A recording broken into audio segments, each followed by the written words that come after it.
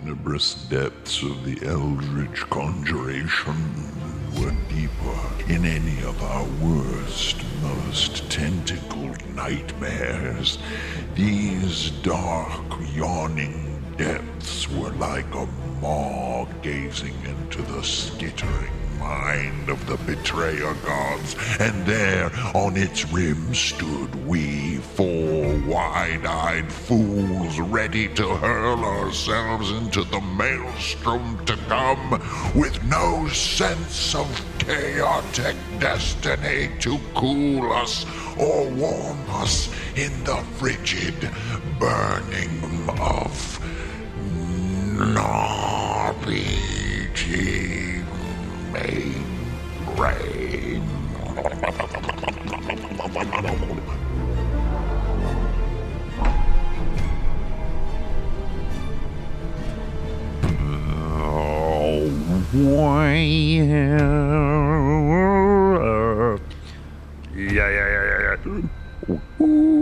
Hey, greetings, program show buddy Ingrid Bernal here. Hankering Fernail, back with another episode of the RPG Mainframe, as the intro suggested. If you could call that an intro, I don't know what that was. It was just, that was a little piece of crazy. Actually, the reason that I did that little piece of crazy hopefully will become clear over the course of the episode. I was trying to make a point, and then I found myself so lost in madness that it took on a life of its own. And maybe that makes the very point that I'm going to be trying to make it here today. Hey, welcome. It is episode 64 of the RPG Mainframe podcast. We are chilling in this quarantine life. I hope everybody out there is staying sane and safe and healthy and all that good stuff. Loving thy neighbor and whatnot. And episode 64 has started and stopped, has been created and destroyed several times. And, you know, it had a lot of different, what could you call them, seeds and no theses. And over time, what I started seeing is that this process of thinking there was something decent to say and realizing it was just a bunch of jarble, and then thinking about it and working on it and reading a little more, thinking there was something to say, realizing it was jarble, thinking about it some more. Instead of that just being a bunch of frustrating going in circles, that in itself was a form of the very point of the podcast. Now, you got to stay with me on this one. This one might get a little heady.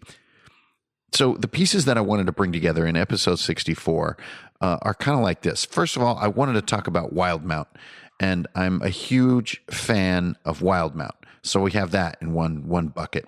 Then in another bucket, I wanted to talk about Essentialism. And this is sort of the art of preferring one really good thing over like 10 sort of poorly thought out things.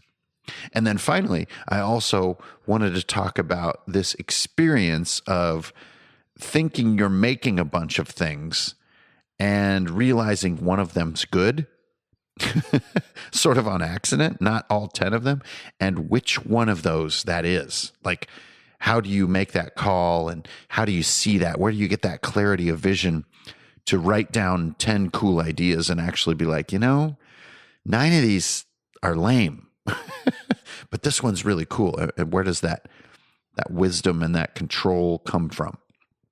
And so as I tried to harness these topics, I kept trying, and what I thought to be failing, I kept thinking like, this just doesn't, I don't know, you know, like, you know, and the more that you guys, the shield wall, sort of give me this praise about the RPG Mainframe as new people join Patreon, it's like, oh man, your podcast, you know, really cool and inspiring.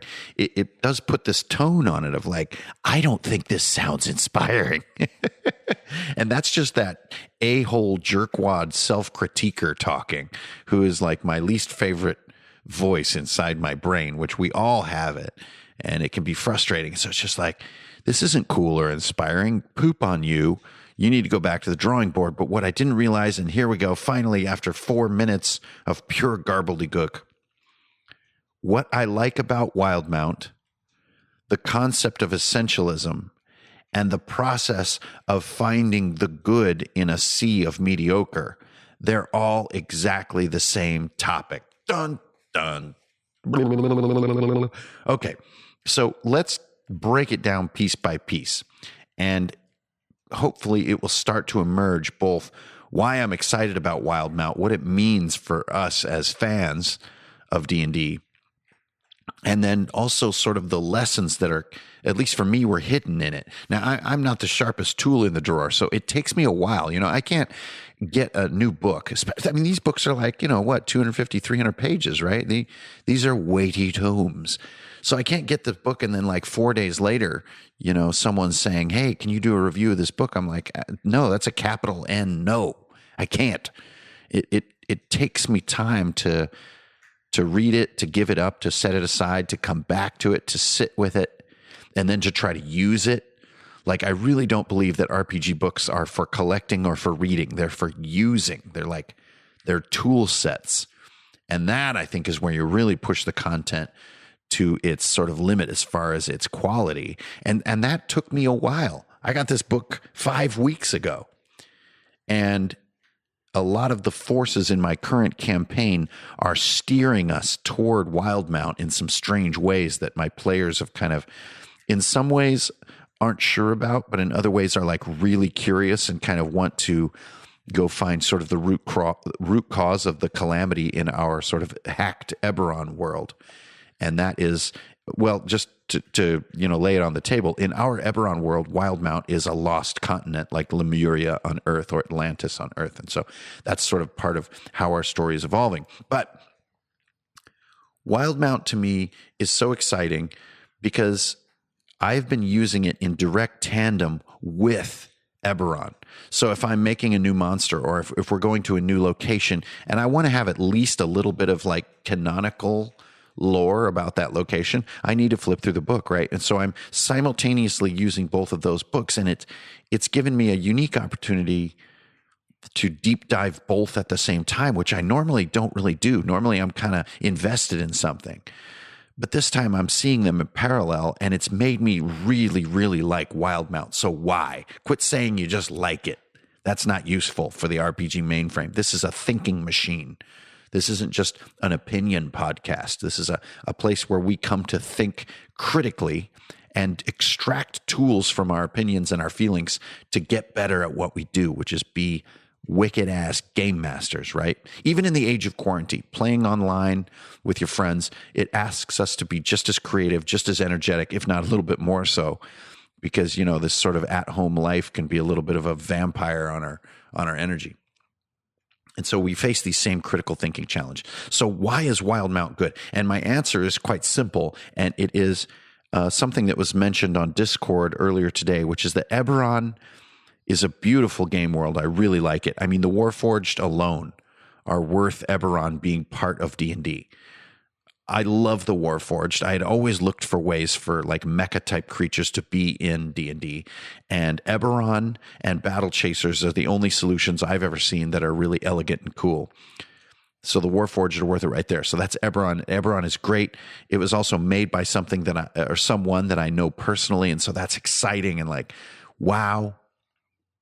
But then Wildemount comes, and the difference here is the voice.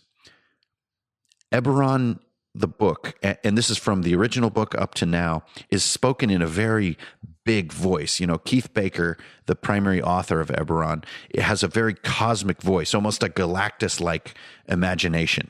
He has a colossal imagination that thinks in these extremely large factions, events, and even cosmic bodies that are influencing each other to boil down toward this sort of last war moment.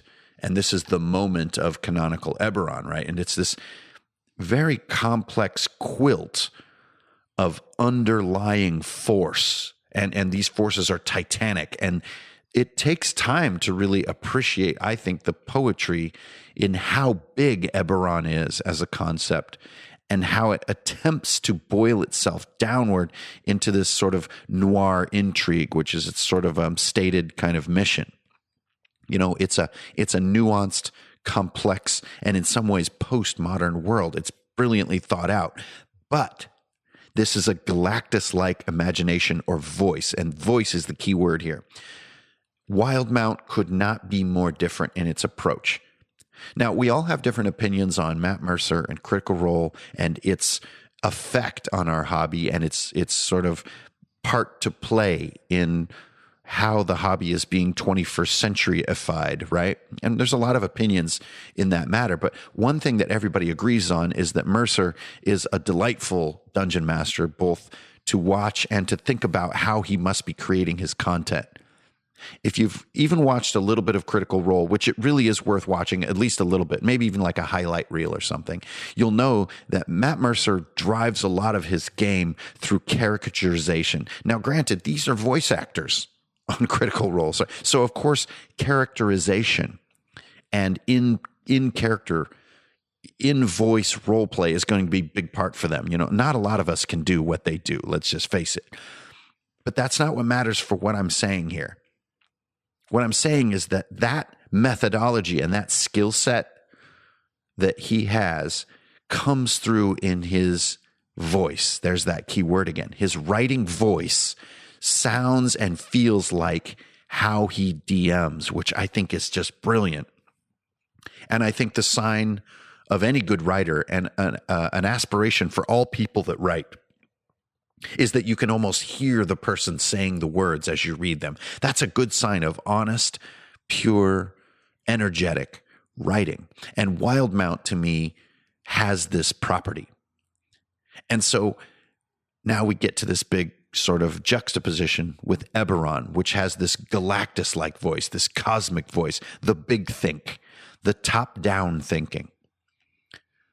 For me, Wildemount and Matt Mercer's voice are the exact opposite. They think a game setting up one person at a time, one character at a time.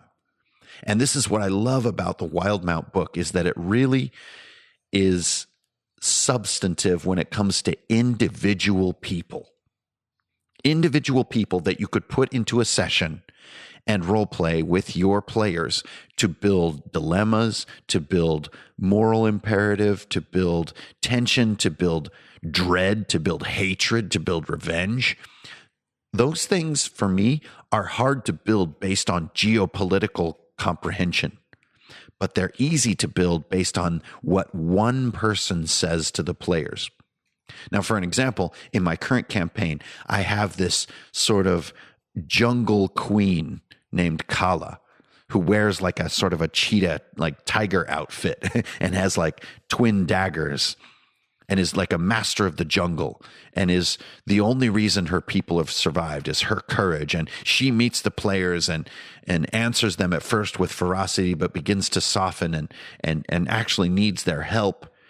And when the players are enamored with this character, I have them. And then we can start to build meaningful tension and meaningful goals in the game. And all of this, besides what the players are doing, is just me being one character, one individual human being, or elf or dwarf. And to me, Mercer thinks this way in Wildemount. There are a lot of other things to love about Wildemount. The formatting and the art is innovative. The whole world feels like it feels like a D&D world that a little bit has been done, but now is alive again. And it just proves that just because something has been done, like we've all made a D&D continent, it can be done again and it can be great again. He also just, the tensions between the nations and the areas feel really easy to comprehend. The linkage between the map and where you want to read the information you're looking for feels easy to find. Every section has adventure hooks toward the end, which are briefly written and have really cool titles, which just make you want to make that adventure. This stuff seems obvious, but it's in very few of the newer WotC books. But of all these benefits of Wildemount that I just really like, it also just has a modernness to it I just freaking love. It has this bottom-up feeling of building a world one person at a time. And who that person is, and what they're needing and wanting, and how you could role play them in not a text wall, but in maybe a little paragraph. And you feel that person. You think to yourself, I could role play that person. I could make a session around this, and I could pull my characters in, apply my trap theory, right? I can use this character as the bait, and I can pull them in. And then when they least expect it, we're confined. There's no way out. And then I spring my danger. And I just find it in that regard so damn usable. And I cannot recommend it highly enough. It is fantastic. And you guys know me, I've been really disappointed with almost all of the 5th edition books since the Monster Manual came out. They just have not worked for me as usable books, but this one is different. I'm going to be living in this book and wearing out the spine, and I look forward to being disappointed with the quality of the glue. Okay, so that's the first piece of the podcast that I wanted to get through. Why I like Wildemount so much, why it's so human, why it's a bottom-up vision of a world that feels like a usable acting tool almost for me, rather than a cosmic definition of a still amazing idea. So that's the first part. And I thought, okay, there we go. Podcast done. Wipe the dust off my hands and put my tunic on and head on home. Wait a minute. That didn't feel like RPG mainframe quality level. That just kind of felt like, hey guys, I'm happy. RPG mainframe is a thinking machine. So that's an example of a podcast that I would try to put together and throw out. Then this next idea occurs to me as I'm moving through all the different projects that you guys are going to be seeing coming out here in the beginning of May. Essentialism. And nowhere is essentialism more important than in software development. Now, I know that just seemed like you just got hit by like a giant piece of foam bacon and knocked into the mud on Maximum Extreme Challenge or something, right? That was a jarring switch. But in software development, when you have an engineer or team of engineers, an artist or team of artists at your disposal, and you're going to create a software experience, you have so much power, so many options, so many features are available to you. And for me, one of the real skills that I brought to my video game career was essentialism. It is boiling all these possibilities down to one almost irrational level of focus, to one irrationally important idea. And if that tiny little one thing isn't just nailed, isn't just A++ quality, nothing else will matter. And especially if you're working with a team of people, to make sure everyone stays focused on this essentialism, this one thing, is a constant battle.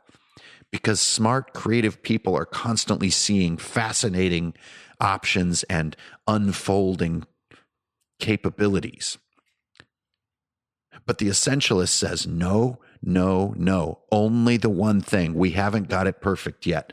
Only the one thing. Well, what about all this stuff? What about all this stuff? What about all? Nope.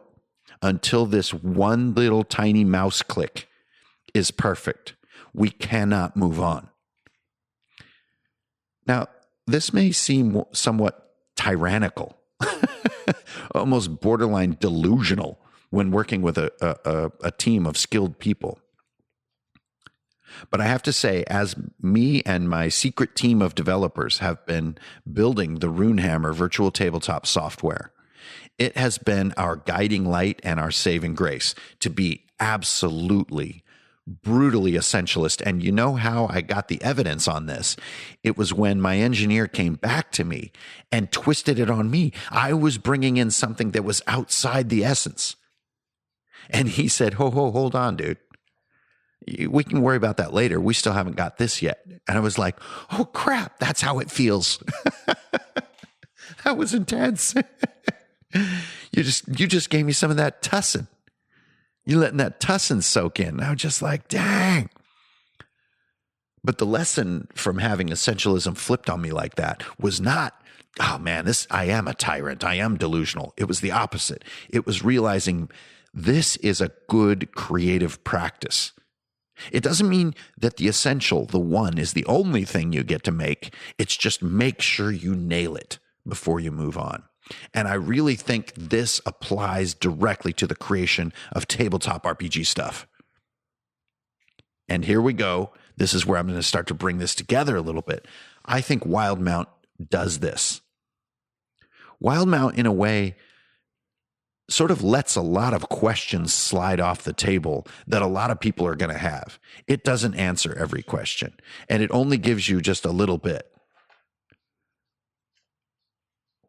So, in a way, it takes this essential stance of being like, we're going to do this one little piece of land, but it's going to be not just overly detailed, but usable. And until it does that, it doesn't do anything else. Now, I don't want to use Eberron as my punching bag here, but Eberron tries to hit us with 4 or 5 huge continents and leaves so many questions unanswered. You kind of have to wonder a little bit why those other continents are there. Well, it's a planet, and planets need multiple continents, right?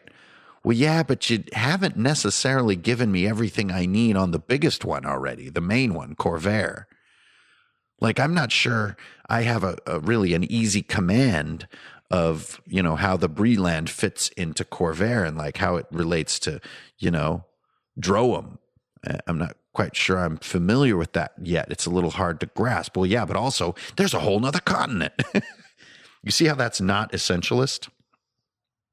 Now, is it cool? Hell yes. Is it fun to read? Yes. Is it creative? Is it brilliant? Yes. But it's not essentialist. And I think more and more in these past weeks, and putting it into episode 64 here, that essentialism is a big part of what gives us usability. And this is where now I'm starting to find my way into a meaningful podcast. Focusing on doing one thing really well before doing all the rest makes that one thing really usable for the person who inherits it, the reader, the GM, the dungeon master. And here's where we come to the third part of the podcast that's so clutch, which is I'm looking at 10 things. I have 10 continents on my game world that I'm creating. How do I know that these 9 are not even needed? All I need is Wildemount, right? I feel like Wildemount itself as a continent is smaller than Corvair, which is one continent on Eberron. Now, someone out there might be looking at the maps right now and have me off by a few hundred miles, but just by feel. So how do you decide that? How do you make the call? If all 10 continents sound cool and you're getting ready to really lean in on this, you're creating something the scale of Wildemount, which a lot of us have done as game masters, even just as hobbyists.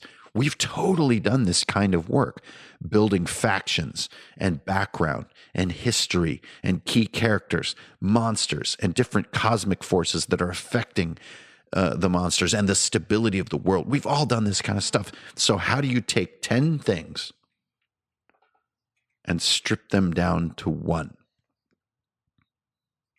And here I have to look backward to a sort of principle that I've talked about in the distant past, and I have to now use it as a guiding light to answer this almost impossible question. And this is quite simply knowing what you want and being honest about it.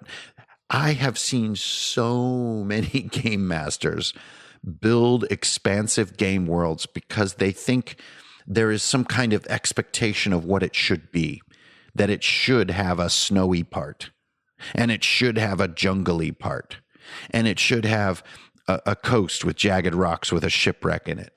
Because, you know, D&D worlds have those things.